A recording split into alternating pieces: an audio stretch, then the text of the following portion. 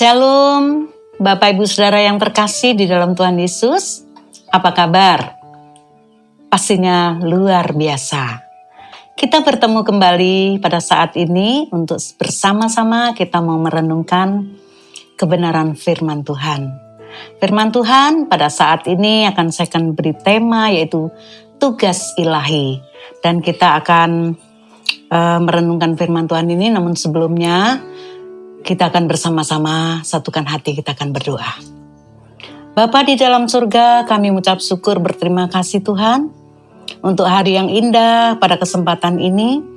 Kami mau bersama-sama untuk merenungkan firman-Mu. Mari Tuhan urapi hamba-Mu dengan segala keterbatasannya, sembunyikan segala kelemahan dan kekurangannya di balik salib-Mu, biar kemuliaan-Mu saja yang nampak di tengah-tengah kami. Urapi setiap kami yang mendengarnya Tuhan, sehingga kami semua diberkati. Terima kasih Tuhan Yesus, kami mau sambut firman-Mu dalam nama Tuhan Yesus. Haleluya. Amin. Nah, puji Tuhan. Firman Tuhan pada saat ini, tadi saya katakan bahwa temanya adalah tugas ilahi. Dan pembacaannya ada di dalam 2 Tawarikh pasal yang ke-36 ayat 22 sampai 23. Namun kita akan membaca natsnya saja, yaitu demikian firman Tuhan. Beginilah perintah Kores Raja Persia. Segala kerajaan di bumi telah dikaruniakan kepadaku oleh Tuhan Allah semesta langit. Ia menugaskan aku untuk mendirikan rumah baginya di Yerusalem yang terletak di Yehuda. Siapa di antara kamu termasuk umatnya, Tuhan Allahnya menyertainya dan biarlah ia berangkat pulang. Beginilah tadi Bapak Saudara pembacaan firman Tuhan. Pada dasarnya setiap orang percaya memiliki tugas ilahi yang Tuhan percayakan dalam kehidupannya. Seperti juga tadi Raja Kores, ya, yaitu raja dari Persia, mendapatkan tugas dari Tuhan untuk mendirikan rumah baginya di Yerusalem. Dan Kores akhirnya mengajak orang-orang Israel dalam pembuangan itu untuk pulang kembali ke Yerusalem untuk mendirikan rumah Tuhan. Dan di sana rumah Tuhan itu mulai dibangun dan dikerjakan dengan baik di bawah pimpinan Raja Kores. Bapak Ibu Saudaraku yang terkasih, mesti kita sudah terima keselamatan di dalam Tuhan Yesus. Ya, Tuhan sudah menyelamatkan kita oleh pengorbanannya di kayu salib. Kita sudah memiliki Tuhan juru selamat di dalam hidup kita. Namun tidak serta-merta kita langsung mau santai-santai. Ya, kita mau seenak kita. Tetapi Tuhan memberikan satu tugas yang harus kita kerjakan, Bapak Saudara.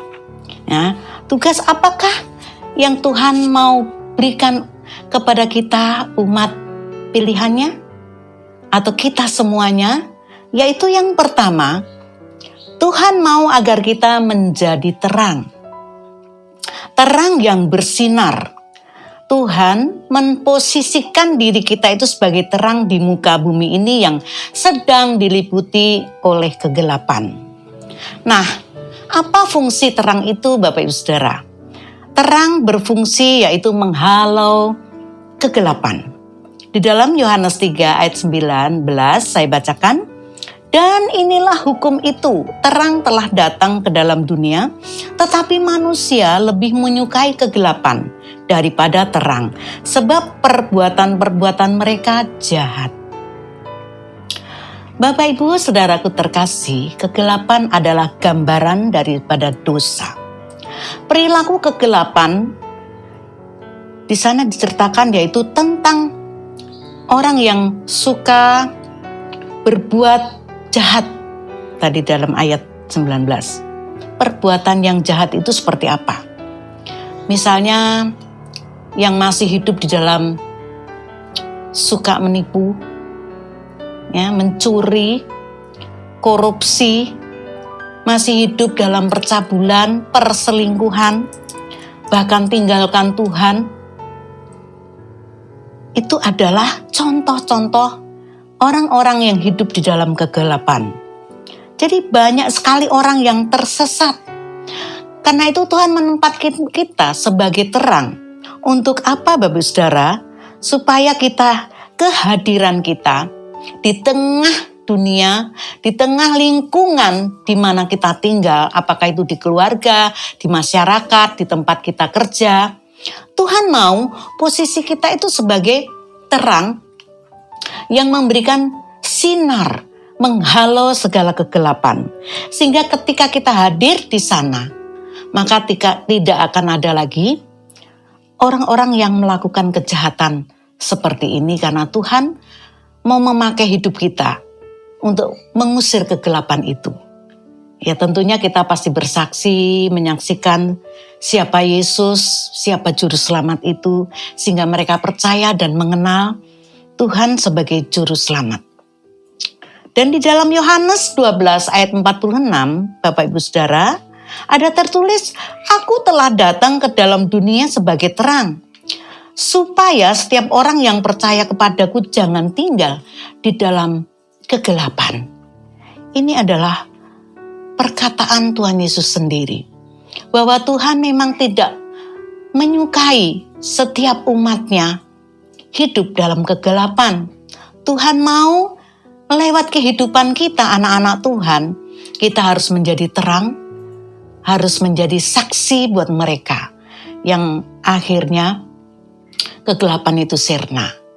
Nah, di tengah-tengah keluarga Bapak Ibu Saudara, jangan sampai kita masuk surga, tapi kita melihat masih ada anggota keluarga kita yang tidak diselamatkan. Mereka siap menuju ke dalam api neraka. Jangan sampai hal ini terjadi.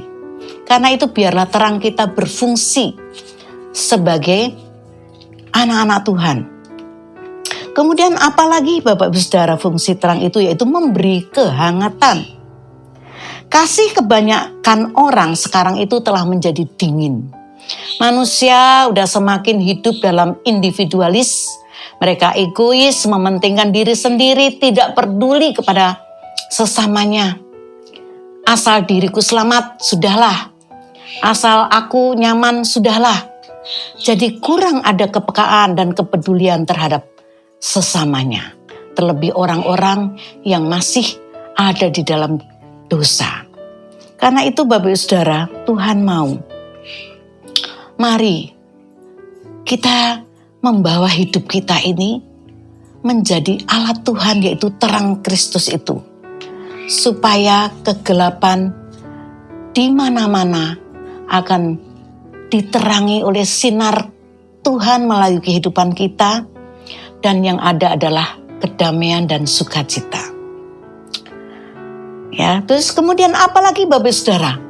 Tuhan mau kita melakukan tugas ilahi, yaitu agar kita membawa damai. Ya. Matius 5 ayat 9 dikatakan, "Berbahagialah orang yang membawa damai, karena mereka akan disebut sebagai anak-anak Allah." Jadi kalau kita bisa memberikan damai di sekitar kita, kita ini adalah anak-anak Allah. Ya karena apa Bapak Saudara? Kenapa kita harus membawa damai buat mereka? Karena dunia ini terlalu banyak keributan, pertikaian, kejahatan, kehancuran ada di mana-mana. Tugas kita adalah membawa damai, di mana kita harus membawa kesejukan. Kehadiran kita di tengah-tengah masyarakat, di lingkungan manapun Tuhan tempatkan kita, mau di tempat pekerjaan ataupun tempat kuliah dan juga tempat kita usaha misalnya, biar kita menyejukkan suasana, memberi ketentraman. Itu artinya kita membawa damai. Bukan malah menjadi pembawa onar, menjadi pemecah belah, menjadi troublemaker yang membuat masalah. ya, atau menjadi batu sandungan buat orang lain yang mengadu domba, menyebarkan fitnah. Jangan sampai hal ini terjadi atas hidup kita sebagai anak-anak Allah, murid-murid Tuhan Yesus yang ditempatkan kita sebagai terang tadi. Apakah sekarang Bapak Ibu Saudara, kita sudah menjalankan fungsi ini, yaitu membawa damai di sekitar kita? Mari kita mau membawa hidup kita itu berarti buat orang lain. Yaitu ketika ada pertikaian, kita bukan malah mengadu domba, tapi kita melerai mereka. Sehingga mereka bisa berdamai, mereka bisa rukun di tengah-tengah keluarga ataupun di masyarakat. Ya. Kemudian ketiga, agar kita meninggikan Yesus senantiasa. Jadi tugas ilahi yang harus kita kerjakan supaya apa, Bapak Saudara? Supaya kita meninggikan Yesus senantiasa. Karena Alkitab pun mencatat dan berkata di sana, kalau hidup kita meninggikan Tuhan Yesus, maka Tuhan Yesus sendiri, dia akan menarik banyak orang datang kepadanya. Maksudnya, dia akan datang kepada Tuhan. Ketika kita meninggikan Tuhan, Tuhan sendiri yang akan membawa jiwa-jiwa itu ke rumah Tuhan. Mereka akan mengenal dan percaya kepada Yesus, Sang Juru Selamat itu. Jadi jangan kita meninggikan diri kita. Karena kalau kita meninggikan diri kita, artinya apa, Bapak Saudara? Kita sama saja hidup di dalam kesombongan karena kita mencuri kemuliaan Tuhan. Ya, contohnya kita mau meninggikan diri atau mencuri kemuliaan Tuhan itu seperti apa misalnya? Misalnya dia berkata seperti ini. Gereja ini kalau bukan saya tidak ada apa-apanya. Gereja ini bisa punya apa-apa, pembangunannya bisa berjalan dengan baik, gereja ini bisa megah, bisa banyak pengunjung, banyak orang-orang yang datang. Ini loh karena saya. Itu salah satu contoh orang yang mencuri kemuliaan Tuhan. Saat ini Bapak Ibu Saudara, bukan waktunya lagi kita mencuri kemuliaan Tuhan. Mari kita mau meninggikan Tuhan, menyembah, memuliakan Dia. Karena saat itulah Tuhan akan kirim jiwa-jiwa untuk datang menyembah Tuhan dan mereka percaya, menjadi bilangan orang-orang percaya. Dan kita bisa bersyukur karena kebaikan Tuhan yang luar biasa. Ya. Jadi kalau kita sadar tentang tugas ilahi yang Tuhan percayakan kepada kita, Bapak Saudara, maka kita akan selalu semangat. Mau ada tantangan, mau tidak ada tantangan, kita tetap semangat. Orang yang semangat melayani Tuhan itu dalam situasi apapun, tidak menyenangkan, tidak baik waktunya, pasti akan tetap semangat. Misalnya, dia mau melayani tapi hujan. Dia mau melayani tapi kendaraannya tahu-tahu rusak dan sebagainya. Tidak membuat dia bersungut-sungut, marah-marah atau malah kesempatan gak hadir. Tidak berpikir seperti itu, dia akan tetap maju, tetap akan semangat, tetap akan melayani Tuhan. Jadi ingat Bapak Saudaraku bahwa roh yang ada di dalam diri kita adalah roh yang besar, yaitu roh Allah. Makanya kita bisa tetap semangat atau on fire, tetap menyala-nyala di dalam Tuhan. Dan kalau kita sadar tentang tugas ilahi yang Tuhan percayakan kepada kita, kita akan hidup fokus hanya kepada Tuhan. Jangan fokus pada masalah maupun keberhasilan. Yang fokus pada masalah ya.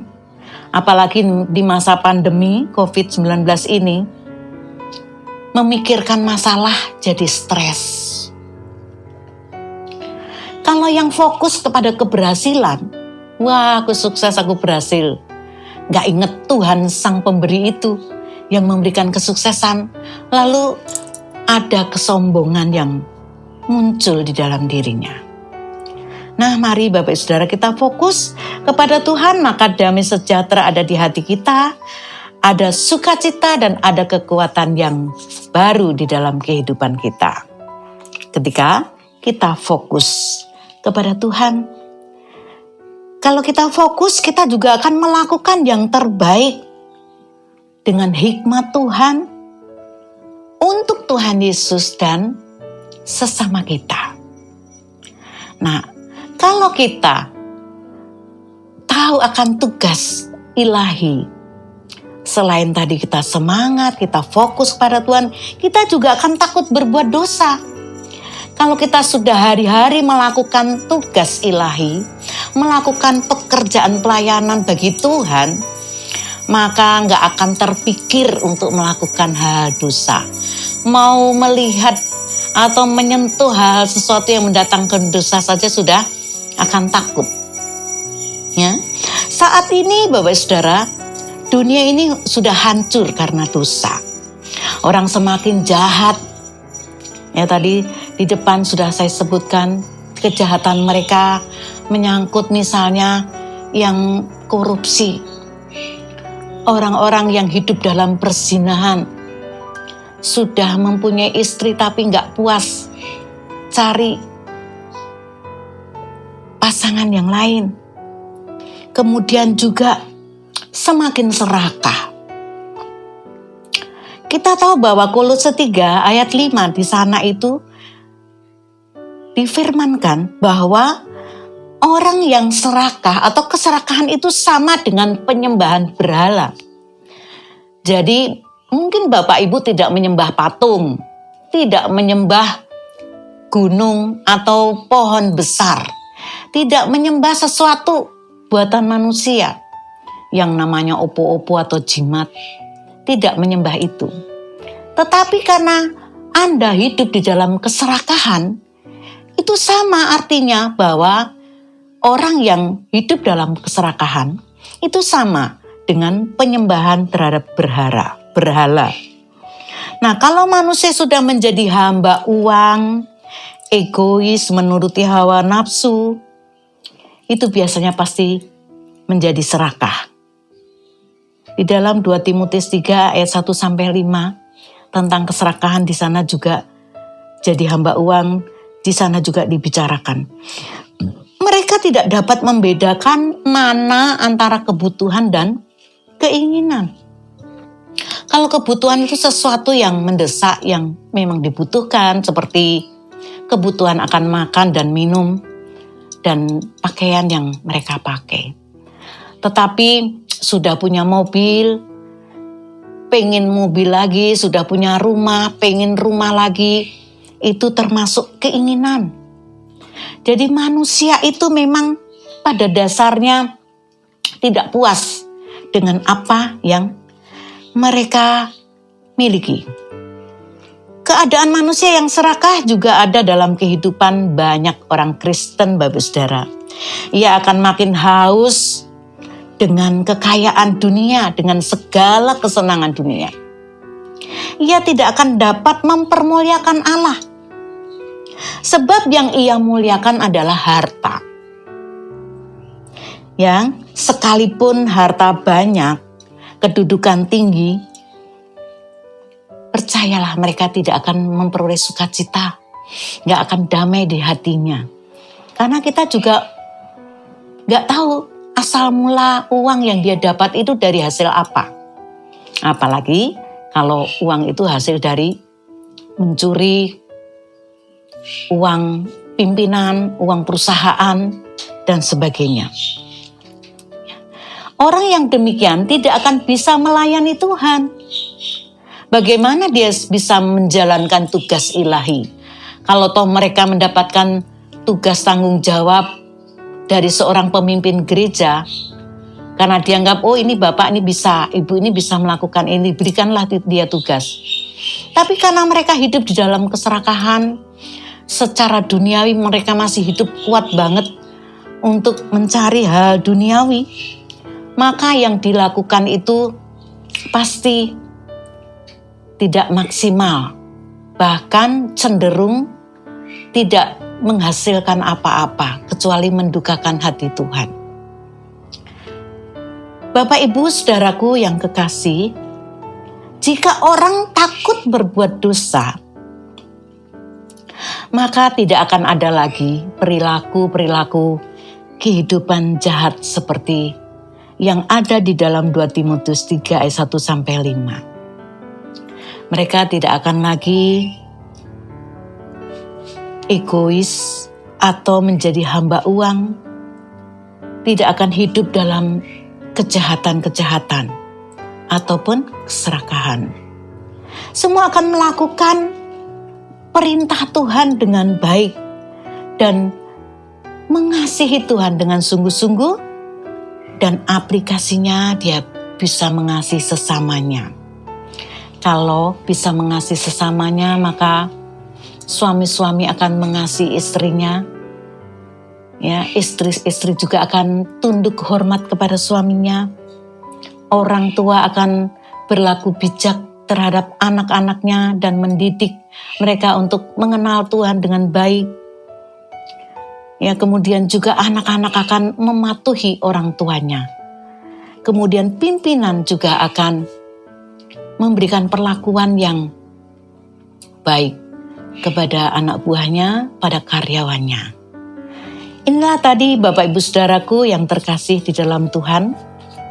Firman Tuhan begitu mengingatkan kepada kita bahwa kita memiliki tugas dari Tuhan yang harus kita kerjakan, yaitu kita harus menjadi terang Tuhan, kita harus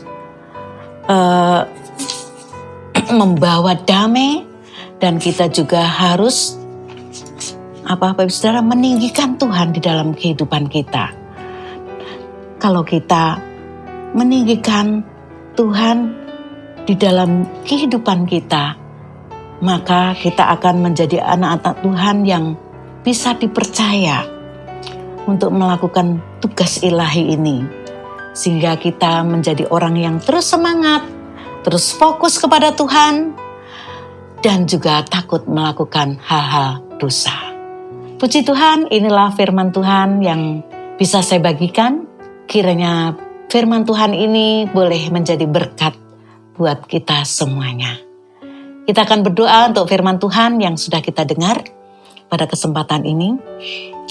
Bapa di surga, kami mengucap syukur berterima kasih kepadamu Tuhan untuk firman Tuhan yang boleh kami dengar pada kesempatan ini, di mana kami dalam hidup ini selain kami menjalankan tugas-tugas kami, tanggung jawab kami sebagai kepala keluarga, sebagai istri, sebagai anak, sebagai orang tua, Tuhan juga memberikan kami tugas ilahi yang harus kami kerjakan. Mari Allah Roh Kudus mampukan kami untuk kami boleh menjalankan firman Tuhan ini di dalam kehidupan kami sehari-hari. Terima kasih Tuhan. Di dalam nama Tuhan Yesus kami sudah berdoa dan mengucap syukur. Haleluya. Amin.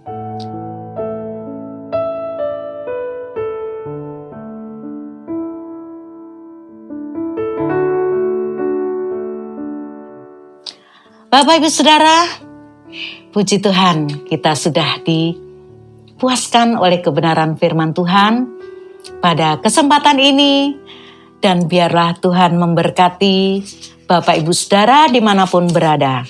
Nah, saatnya kita akan mengakhiri firman Tuhan saat ini dengan doa berkat. Mari kita mengangkat tangan kita untuk menerima berkat Tuhan. Tuhan memberkati engkau dan melindungi engkau. Tuhan menyinari engkau dengan wajah-Nya dan memberi engkau kasih karunia. Tuhan menghadapkan wajah-Nya kepadamu dan memberi engkau damai sejahtera.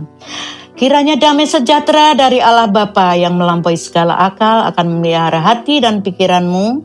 Anugerah cinta kasih dari Tuhan Yesus Kristus melalui persekutuannya dengan Allah Roh Kudus akan menyertai kita, memberkati kita hari ini sampai Maranatha, Tuhan Yesus datang kali kedua. Terima kasih Tuhan. Haleluya. Amin. Shalom Mas Purya. Yes, maju terus.